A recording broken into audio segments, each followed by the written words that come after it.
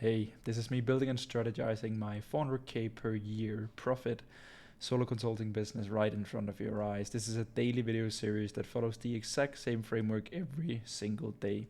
I start by answering your questions. This means that you can ask your question down below in the comment section, and then I'll answer your question in tomorrow's video.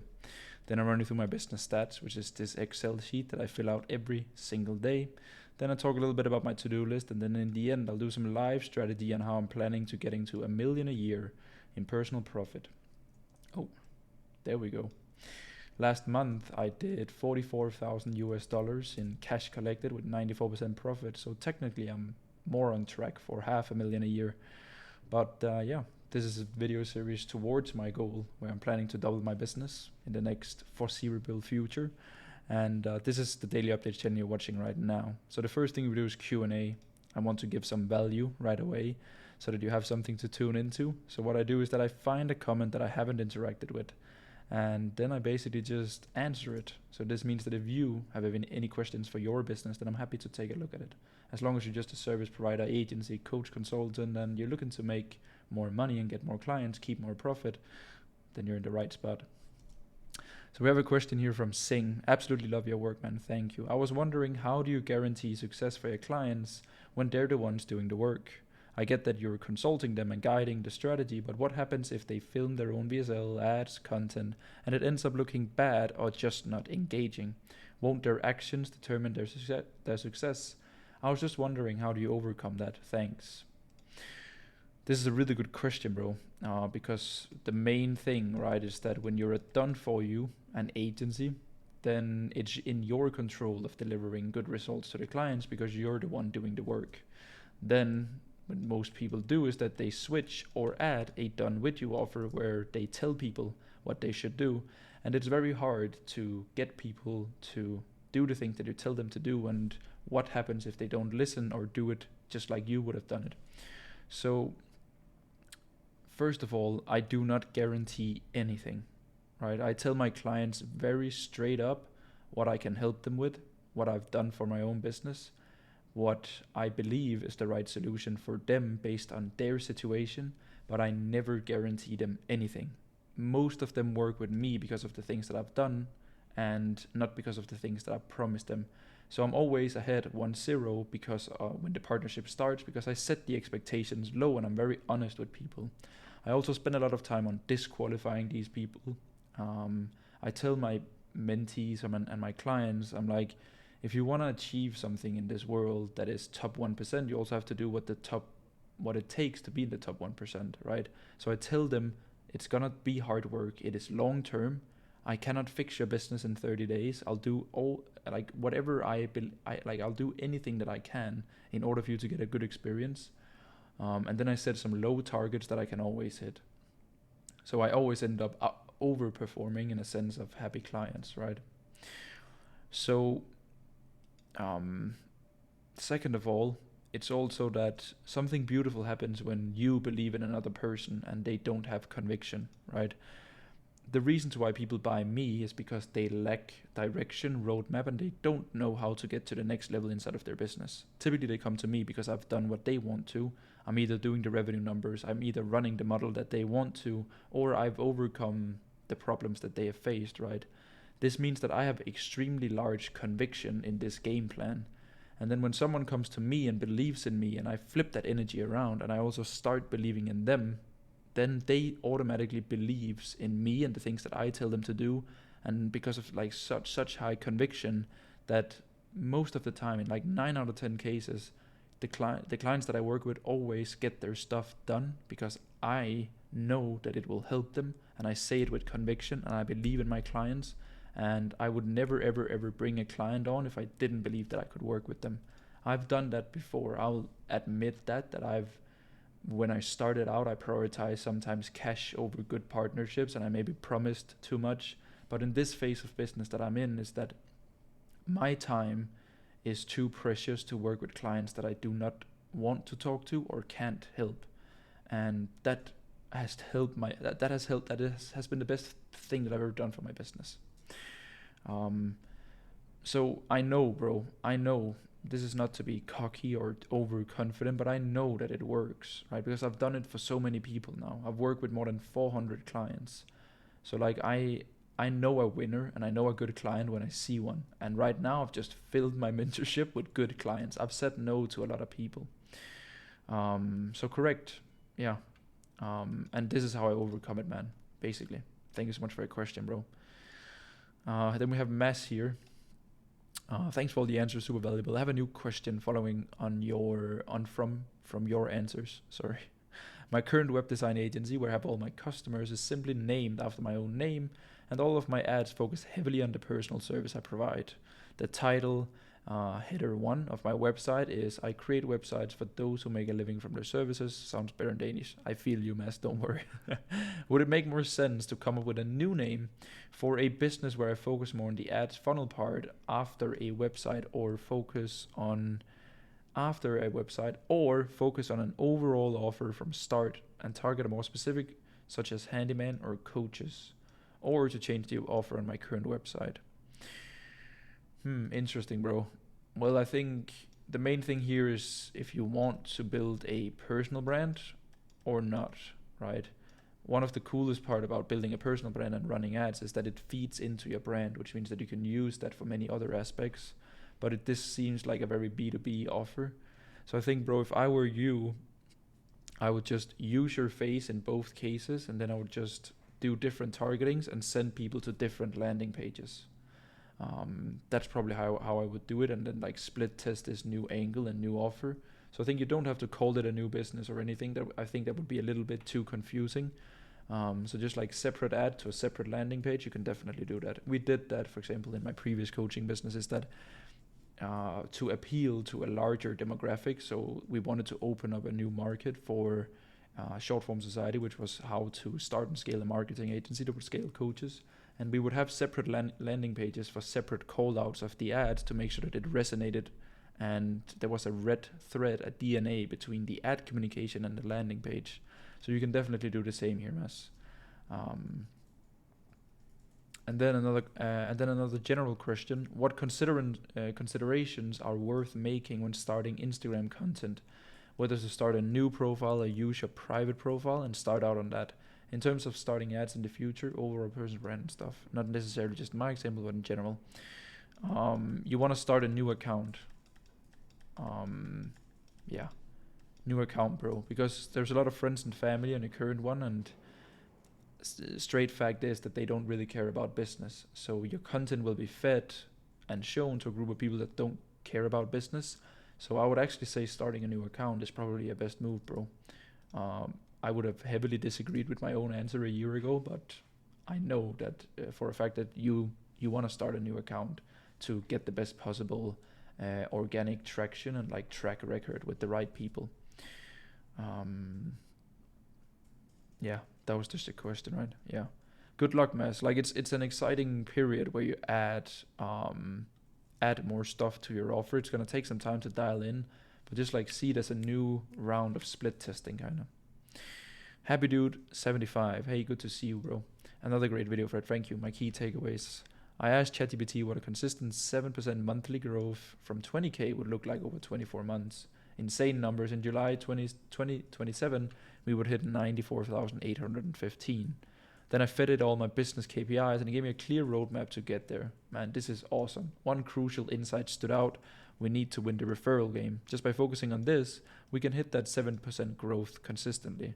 And then you get that hockey stick effect. Very nice, bro. Number 2, double down on client delivery. Better results, higher retention, increased LTV. That's the game plan. Very, very good points. And the two things here, right, for number 1 and 2 is really just product. What I've realized ever since I stopped focusing so much on acquisition and not getting caught up too much in like new clients game, which is like the state of mind when you start your business. You're always in a state of mind if you want to acquire new clients for new cash and new revenue and new opportunities. But it's so important that you at some point in your business journey steps back and say, okay, now I need to escape that constant stress of always acquiring, always getting new clients. And then how can I just build a better product than everyone else, right? Because a better product makes people want to refer more, right? A better product wants people to stick around for a longer time. Of course, here in referral, you also need to have an actual setup, right? In your case, I remember it's something with fitness, menopause. Is that correct? I'm pretty sure. I think what you can do is that if maybe I've given this advice before, but if they refer a friend, they will get like, let's say, a month or two additional for free. So like the friend comes on and they maybe also get a month for free, but then the person who referred also get a month for free. So it's like, then it's nice for these ladies to like refer each other because, hey, you'll get a month for free and then I'll get the same. And then it's not a pyramid. It's it's actually just value. Today's question: we've spent 4.13% of our revenue on ads this year. Should we increase it to 8 to 12% and invest in a stronger lead generation system? For sure, increase spend, right? Because if we take this, it is basically like it's a 96 rough numbers % profit when you look at direct like ads, like revenue minus ads. So like you have some huge potential if you're only spending 4.13%. I think inside of this online business space, we have a completely skewed mindset towards ads, right? Like regular people will invest, right? That was bad drawn. Regular people will invest, let's say, $1,000, right? And they will make 7% in a year. Like if, for example, you, happy dude, and your partner, you've basically spent, right, like 4% of your business to generate the amount you have. So let's say that, let's do easy numbers. You've spent $4,013 to make back $100,000, right? Which is like a multiplier of 25. Like it's nuts, right? Like regular people make this per year. If you've turned $4,000 into 100K, like imagine the multiplier on that is like 25,000%, right? So I think ads is one of the best ways of growing your business and also to like overall just make a lot of money online when you have a really good product. So definitely turn up ads. Definitely. And since we're in the fitness coaching space, what's the smartest approach? Drive traffic to Instagram, use a meta lead form, direct leads to book a call via Calendly, or combine all three. I work with a lot of fitness coaches, and all of my clients, we do a profile visit to Instagram where they land with an appointment setter, and then retargeting ads are also profile visit but also DM ads. So the focus is to spend all traffic into Instagram to make sure that Instagram becomes our hub of like most important activities, and also because it grows the brand. My clients are growing 60 to 100 followers per day on Instagram. So for example, this right here is, for example, some of my fitness coach clients, right? I had a guy, this guy did 50K in May and 42K cash. And in March, he did 18K rev, 6K cash. So his revenue has tripled and his cash has 6x'd from March to May. This is only first 4 days of May because it's a little bit old. So like March, April, May. So like in 60 days, the guy went from 18K per month to 52K rev and 6K cash to 42K cash in 60 days, right? Another client of ours went from 15K to 46K also in just 1 month. And this is, for example, one of my consulting fitness coaching clients where we spent 3K, 15K up front. This is including payment plans, 35K, and then 65,000 in revenue, right? So we turned 3K. This is also like a 20x ROAS month to month, right? And then 5x on new cash, and then here like 16x on overall. So yeah, I have a video about it, by the way. Then you can also see my client. He's super cool. So I would definitely recommend driving traffic to Instagram because, yeah, bro, like I'm just so biased because I've personally made a lot of money from it, and now I also harvest the fruits of the fact that I send all my traffic to Instagram, because this is very transparent, but I've maybe spent 150k of my own money on Instagram ads, and then I've spent maybe 200k on VSL ads. And VSL ads, I only got phone numbers and emails, and I can't use them for anything. But because of all the money that I've spent on Instagram, I have a decent sized following, and I'm still making money from that following, right? So I think Instagram is definitely the move here, to be honest. Definitely.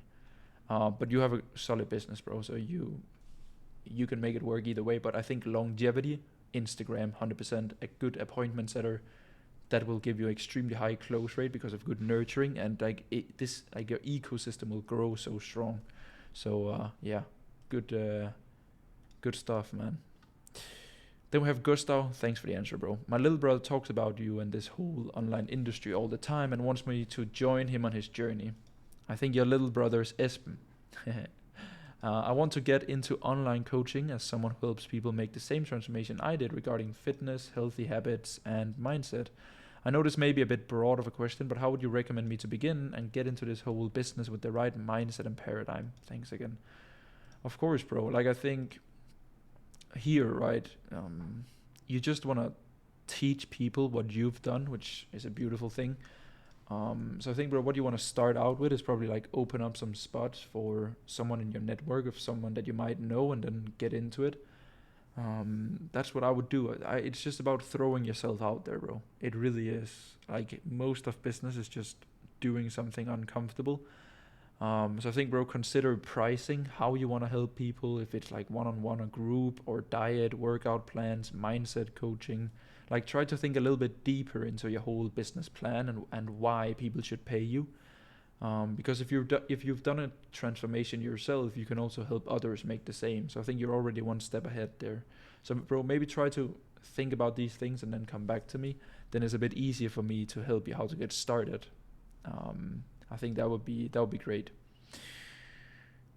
It's not because I don't want to answer, bro, but I want to challenge you to give some more context before I give you my thoughts, so that you don't credit me for your whole business plan.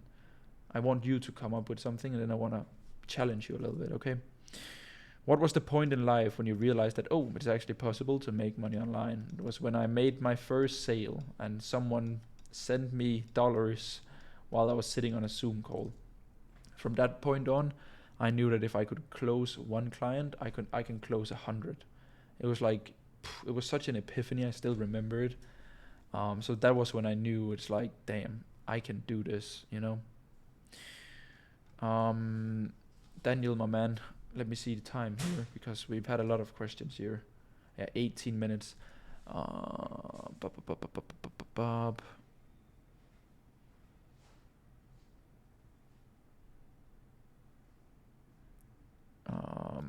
Bro, I'll take your question tomorrow because I'm running a little bit out of time here. I'm sorry, Dan. Come back tomorrow, bro. But it is getting a little bit late here, and I have some stuff that I need to sort. Next thing is business stats. So I fill out this sheet every single day.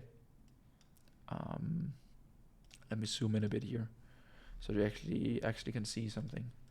So we start by my daily updates channel, which is currently at 349. And then we want to switch to my main YouTube channel, 6419. So 6419. My Instagram is currently at 20998. Daily updates is at 349. And yesterday was another 000 day. No cost, no rev, no cash. If you're new here, I am currently not letting any new clients in. So yeah, that's the reason to why it's a little bit quiet around here. Next thing is to-do list. So today's Friday. I have my client calls on Monday, Wednesday, Friday. So today I had group call, and then I had 3-4 one-on-one sessions with my clients. So I basically just had 6 hours of calls. And before that, I wrote my program and prepared a masterclass for today. We talked about ecosystem and a checklist for how to build your ecosystem with YouTube case study, YouTube VSL, Instagram checklist for setting everything up properly. when and how to run ads and budgeting, depending on where you're at in your journey, building a coffee stack offer, having an ICP dialed in. Yeah, that's basically, it was a good masterclass, not gonna lie. That was nice. Business strategy here in the end. Let me see if I have something for you. I have my note block here. I write down thoughts every day on a day-to-day basis because I like it. I really like writing. And today, Liam, one of my clients, he's 17 and makes 70k per month. He's super cool. But he asked me about going from B2C to B2B. So like, not really because he wanted to make the transition, but like constructing offers in business to business. So for example, me helping a coach get from $10,000 a month to 50k a month versus making offers in beginners offers. So like, hey, here's how you can start a marketing agency and go from no experience to $5,000 a month, where he wants to work mainly with B2C. And because the marketing is very different, and I just sat down and I looked out the window for like 30 minutes, and then I wrote this down and just wanted to run you through it. So it might be a little bit boring for you, but who cares? This is my channel, right? And I've tried both. I've made $2.5 million in revenue with a business beginner's offer, and then in the last 10 months, I've done 500k in revenue with a business to business offer, right? So in marketing, you want B2C is more outcome, whereas B2B is more method. So for beginners, they care more about the destination and where they can get to versus how they're gonna get there. Versus, let's do beginners and then call it business owners. Business owners, they know if a coach is doing 10k, he doesn't care as much about getting to 20k as how he's gonna get there, because he knows he can make more money. So it's more important for him on how he's getting to 20k instead of just like sacrificing everything and only caring about the 20k. So this is important in marketing, is that if you're marketing beginners, you want to do it very outcome, destination focused. For businesses, you want to do it a lot more about the journey and what vehicle. It's like, for example, me, right? I'm doing like 40, 50k a month, and I know I can get to 100k per month, but it's a lot more important for me on how I'm going to get there, because I don't want to have a large overhead. Like, I don't want to spend tons of money and hire a large team or do weird content that doesn't feel like me to get there. I want to get there in my way. I don't want to give up my I don't have hobbies outside of business, so but I don't want to give up my, let's say, like, I don't want to give up my peace of mind in order to get to 100k. I would rather make 40 to 50k a month with peace of mind than having a lot of stress at 100k, right? In your marketing, beginners care more about your lifestyle and the life you portray, and business owners care more about the knowledge that you possess. There's a reason why I do these videos, right? Instead of driving around in a Lamborghini. When I had my beginner's offer, I didn't do it either. But it's a lot more important of what you know and the things you say rather than the life you portray in business to business, right? In beginners, they care a lot more about proof and results, whereas business owners, in my opinion, they care more about your values and personality. In my previous coaching business, people were like, oh, you have very good student results, and like, if they can do it, so can I. And I've realized that comes from a point of insecurity, because people are like, if they could do it, so can I. Whereas I know that I can do it either way. So I don't care about my mentor's student results. I care about them as a person, who they are and what they value. That is the only thing that I care about. So if you work with big businesses, focus more on authenticity, your values as a person, and how you carry yourself, rather than my client made this amount of money. Beginners buy more with emotions, businesses with logic. Business owners care more about speed and implementation, whereas beginners care a lot more about a lot of information and a lot of knowledge. They need to understand why and how, rather than just like plug and play. Whereas the people that I work with, they want to go fast. Like, the faster I can fix someone's problems, the better, kinda. Because if I can quickly come in and add 10-20% in additional performance to my clients, then it's a very positive return on investment of working with me already. Business owners are easy to work with. Beginners are hard to work with because they're so they're so depending on emotions and results, and from my own experience. And I definitely believe that business to business, so business owners, you can have a way higher lifetime value per client due to the fact that they typically have money and they typically renew if you don't suck at what you do. Whereas beginners, it's very hard to sell someone on a $5,000 offer, and then they make, let's say, $2,000 a month, and then it's a little bit hard to be like, hey, pay me $5,000 more. Also from experience. So that was a little reflection of like beginners versus business offers. It was kind of fun to do. If you don't do it already, I suggest you write more stuff down instead of scrolling. But that's just my 2 cents. I really appreciate you watching these videos. I wish you all the best, and I wish you an amazing weekend. We will of course see each other tomorrow. So yeah, take care of yourself and crush it.